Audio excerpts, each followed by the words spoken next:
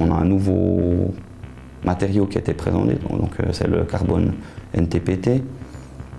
Ce matériau-là vient, en fait c'est une histoire toute bête, c'est qu'on avait une personne ici qui travaillait, qui était responsable de la fabrication, et puis son beau-frère travaillait donc chez NTPT, et puis ce carbone était utilisé pour les mâts du bateau Alinghi qui a gagné la Coupe de l'Amérique. Il faut dire qu'on nous a apporté un morceau de coque qui était plié, qui était une chute d'un mât qui était utilisé dans la navigation. Donc on a dû débiter cette matière, l'approcher des dimensions de notre pièce. Donc on avait vraiment une grande pièce qu'on a dû scier manuellement.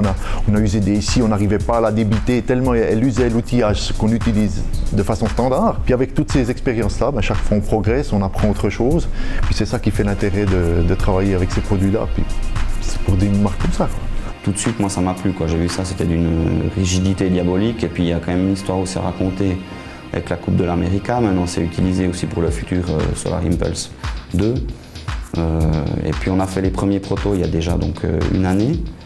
Et puis, j'ai présenté ça à messieurs Mill et Guenin. Et puis, on a fait tous les tests de validation. Donc, tests au choc à 5000 G. Bien sûr, tout ce qui est test à allergène. Et puis tout a été validé, tout est passé du premier coup, on n'avait jamais vu ça dans un matériau. Et puis elle a été présentée donc, il y a une semaine. Donc oui, il y a ce nouveau matériau. En fait, c'est des fils de carbone qui font au maximum 30 microns de diamètre. C'est tissé. Ce fil est imprégné d'une résine. Et puis donc ils mettent des couches comme ça, donc à 0 degré, comme peigné. Et puis ensuite c'est empilé tous les 45 degrés. Et puis ça monte comme ça.